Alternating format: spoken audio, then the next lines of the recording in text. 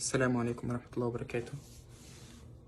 بسم الله الرحمن الرحيم، والصلاة والسلام على أشرف المرسلين سيدنا محمد عليه أفضل الصلاة والسلام. Today I thought it would be a good idea to take some time and talk about the youth in our community, or the youth in the Muslim community in general.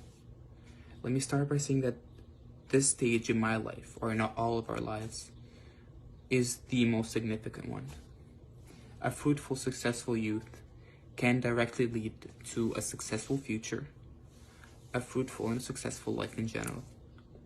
It is where one is physically, both mentally and physically strong.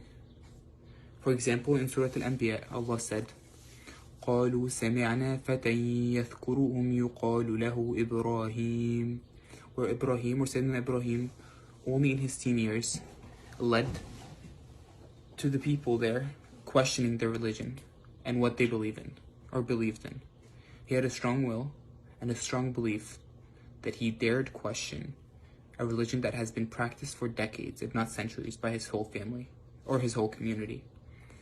Another example is in Surah Al-Kahf, where Allah subhanahu wa ta'ala said, نحن نقص عليك نبأهم بالحق إنهم فتية آمنوا بربهم وزدناهم هدى, where a group of youth were confident enough in themselves and their belief in God to defy a whole country and stick to God and what they believed in.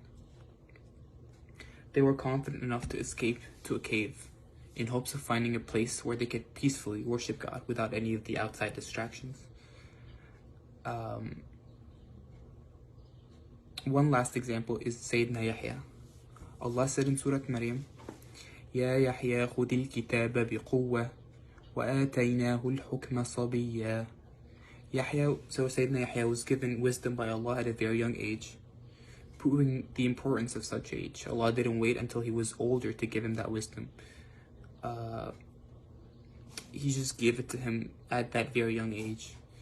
So these were all some general examples, but let me now talk about in Islam specifically. The Prophet, peace be upon him, said regarding the 7 individuals that will be given shade by Allah on the day there will be no shade. A young person who grew up in obedience to Allah. He also said, لا تزول قدم ابن آدم يوم القيامة من عند ربه حتى يسأل عن 5 عن عمره فيما أفناه وعن شبابه فيما أبلاه وعن ماله من أين اكتسبه وفيما أنفقه وماذا عمل فيما علم. He also said, اغتنم 5 قبل 5 حياتك قبل موتك وصحتك قبل سقمك وفراغك قبل شغلك وشبابك قبل هرمك وغناك قبل فقرك. So in the first hadith, it is shown that on the day of judgment, one of the things that will be asked is one's youth and how they approached it. Again, whether it was a fruitful one or a wasteful one. While in the second hadith, the Prophet, peace be upon him, is advising one to appreciate their own youth before their aging or them getting older in life. So amongst the things that the Prophet, peace be upon him, was concerned with in his life was looking after the youth. They themselves were the source of life and energy in the Muslim community, and they were the first to believe the Prophet when he was first sent by Allah. This means that the building of Islam and its community was done primarily by the youth. Actually, when he opened Mecca, when the Prophet, peace be upon him, opened Mecca for the first time, he appointed Attab ibn Usaid as governor of Mecca. He took control of Mecca even though he was only 21 years old. He governed all of Mecca even during the whole lifetime of the Prophet. Again, even though there were a lot of people who one would think are more knowledgeable, experienced, or just simply older. But the Prophet chose him to be the head.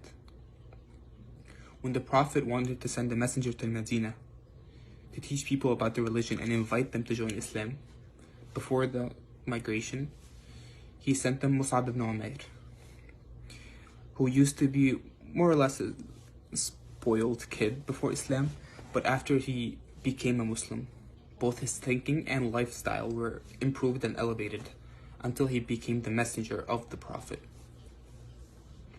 Another example is when the Prophet used to ask Abdullah ibn Abbas when he was a very young man, around 15 years old. He would ask him or allow him to take part in the explanation of the verses of the Quran to the people who are around him, are old, definitely older than him. So at only 15 years of age, he was explaining the Quran to others.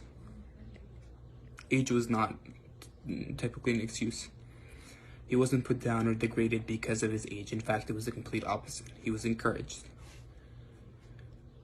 There was also Osama bin Zayd, who was given the military leadership over one of the greatest armies when he was only 17 years old. And Zayd